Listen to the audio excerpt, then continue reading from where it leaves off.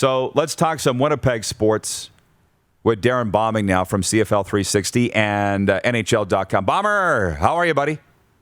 I'm good. How are you, Rod? Good. Nice to see you. It's been far too long. How are you? Yeah, I'm doing well. Obviously with the news breaking on Monday and then the days leading up to it where everybody was talking about good optimism and the rumblings around the league that the vote would come out in a positive way, which we did eventually see. I was elated. Like, I was on a walk with wifey and, just around the neighborhood and my phone started buzzing and I'm like, we're going to play football. Like, we're going to play football this summer, this fall, and we're going to have a Grey Cup in December. Like, I was jumping for joy. And then suddenly everything kind of sunk in and it's like, okay, I'm a football reporter. I cover U Sports and I cover junior football and the CFL. Well, now you got to get to work. Like, now we got to, who's the quarterback of the Red Blacks? Who's the quarterback of the Argos? I'm confused. There was like a free, I think you guys mentioned that earlier, like a free trade between those two teams when Rod Black was on. So now the work begins. The players are already talking about it. We had a conference call here in Winnipeg with Zach Collaros, Adam Bighill, Willie Jefferson, Saskatchewan native son, Pat Neufeld, and they're hard at work. They're putting in the physical work. They're putting in the mental work. New offensive coordinator of the Blue Bombers, Buck Pierce, is working with his new quarterback, Zach Collaros, and it kind of breeds a lot of excitement that it's for real. And, like you guys have been doing so well through all of this over the last 15, 17 months, whatever it's been, good on you guys. Now it's time for the rest of us to get to work and start covering this game in this league that we love so much. How are you, Rob? I'm fine. I'm always fine. But we weren't doing anything heroic. It was self-preservation to talk about the CFL for the last year every day. But it was great to hear, though, every day. It was great to hear. Well, I appreciate that. Hey, the Bombers, my boy Willie sounds like he had a lot to say for himself yesterday. Again, what was he saying? Lapo was scared to play Winnipeg or something? Not shocked that he would say something like that.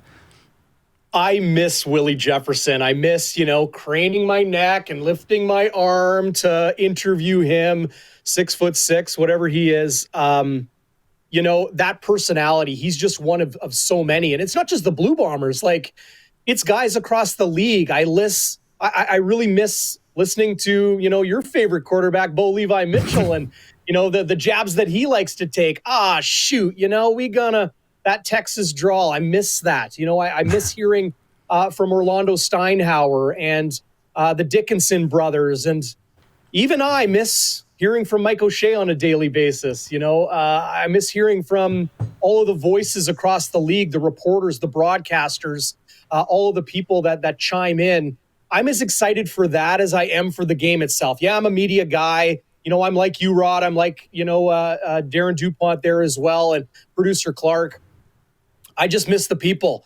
I miss, no Grey Cup in 2020, no Football Reporters of Canada hospitality suite, no Spirit of Edmonton, no Touchdown Manitoba, no Ryderville, no crazy drums ringing, wherever you go with the drum line. I miss having those conversations, catching up with people, seeing their faces, feeling that passion that I feel in so many others. And I think that's the treat we're really looking forward to. My good friend Andrew Hustler Patterson of Winnipeg Sports Talk here in Manitoba, he was talking yesterday about, this could really be a resurgence of the CFL. If things have been dwindling over the last couple of years in fan interest and that sort of thing, absence makes the heart grow fonder. And without football for so long, without Canadian football for so long, without seeing our, favorite players and coaches and friends across the league and those voices from coast to coast, I think it could really be a renaissance and a resurgence that this league, I won't say is in desperate need of. I never saw it that way, but it ain't going to hurt. I think it's going to be a really positive thing. When you say that, you're right on all of it. Two things came to mind. One, if we missed it that much, why didn't we play last year? And two, not the greatest marketing strategy, a pandemic. I'm just saying, it's made people fall in love with the game. Is that what it took to get people to love the game again? My God. By the way, that's what it took for people to fall in love with, FaceTiming mom. I guess. Going to the park, riding your bike, spending time with family. Like suddenly it's like, okay, it's Christmas, it's Easter, it's Thanksgiving, it's whatever, religious or non-religious holiday that's out there. And you can't spend it with family and friends. You can't go to the pub on Friday night and watch some football on TSN. You can't, you can't have your hockey draft with your 20 buddies in the basement and shoot the breeze and jab each other. You miss all of that. Let's get back to it. Get vaccinated, whatever you want to do. Let's get back to it safely. Speaking of jabs, I subscribed to the Winnipeg Free Press, so I get that email from them, and it was Manitoba's over 70% now with their first shot. They're just with what they're doing in Winnipeg and Manitoba, so congratulations on that. By the way, you mentioned Bo, and Jeff, the Stamps fan, writes in, he says, don't worry, Darrin, you'll be hearing plenty of Bo from August to December. That's from the Stamps fan. I don't know why Bo's name keeps coming up today and actually every day here, but can I say this? Some guy wrote me the other day, he DM'd me, and he goes, what started the feud between you and Bo Levi, Michelle? And I wrote him back, I'm like, Bo Levi, Michelle, that's brilliant. I'm going to use that. And he's like, actually, it auto-corrected, but you're welcome to have it. So get ready, Jeff, the Stamps fan. Bo Levi, Michelle. Anyways, Nelson writes, you don't know what to say to that, Darrin, I like it. I don't want to say anything to that. Where the heck? Oh, Nelson, our VP of Sim Events, writes in and says, has the hiatus hurt or improved the craving for CFL football in Winnipeg? I guess you kind of answered that, but you were sort of speaking for yourself. What's the vibe you're getting from your buds about the Blue Bombers coming back and defending this championship?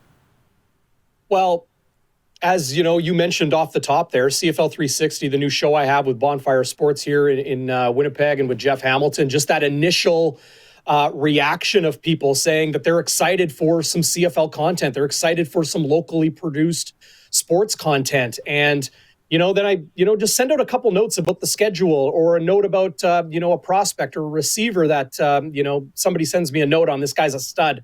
People are like, can I go to training camp? Can I come to the stadium? Who's the starting 5 receivers? Who's the weak side line? Like, the talk is already happening. And I'm, a nuts and bolts, grassroots, like the real X's and O's grit of football. I like the big storylines. I like talking about those things too, but I like to know what's going on in the field. Like, I'm almost on the sideline wanting to know what's happening with those conversations between the coaches, the strategy, all of that. So I often have some of those really locked in fans asking me those minutia questions that just those super fans really want to know. I'm seeing it beyond that now.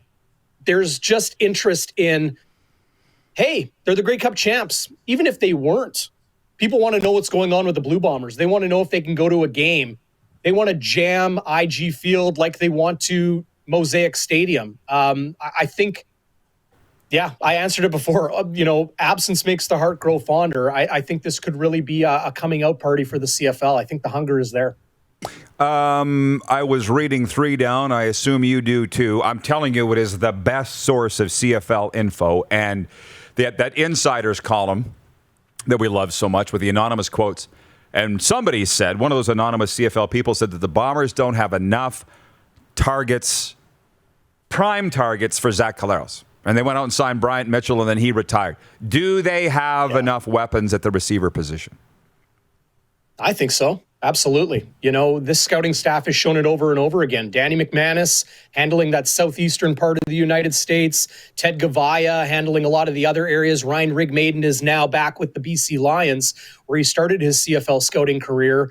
But he did a lot of work prior to leaving the Winnipeg Blue Bombers. They've done a good job in focusing on receiver because they were finding DBs like Winston Rose as a pro scouted player with a couple stops in the CFL before he came here to Winnipeg to lead the CFL in interceptions. And now he's with the Cincinnati Bengals. Marcus Sales wins a Grey Cup and then becomes a Minnesota Viking. Now he's with the BC Lions and signing a 3-year contract. They found good players at every position except receiver. But I've seen it over the last, frankly, 24 months prior to that Grey Cup win that, whether it's Mikhail McKay, a 6'4" receiver, time in the XFL and a lot of time in the NFL. Bryant Mitchell, boy, I'm missing what could have been a great 1-2 punch with Darvin Adams there. I'm confident that they have the receiving talent here. They've done some good Canadian scouting as well, with some young players coming in. They're not the most, maybe on paper, flashy names, but suddenly they have a legit passing threat in Zach Collaros, which they never had before. No knock on Matt Nichols, but he wasn't scaring defenses with his arm. He scared his defenses with his smarts and with the run game. You add a legit passing threat to Andrew Harris and that physical, violent offensive line. The offensive line uses those words themselves to describe it, and I agree with it. I think this Buck Pierce offense is going to be dangerous with what they have. Darrin, it ain't Shaq Evans, though. Yeah, well, he's pretty good. They tried. Hey, I really appreciate the time, man. Good seeing you. Let's do it again. Football is back. I appreciate it. Enjoy what's left of summer. I guess we're not even really started it technically, I don't think. So enjoy your summer there in Winnipeg. Absolutely. Appreciate it, Rod. Thanks. Darring Bauming checking in from the Slurpee capital and from CFL 360. Look it up. And NHL.com. You're watching Rod Pedersen On Demand. For more of The Rod Pedersen Show, visit rodpedersen.com or follow Rod Pedersen on social media.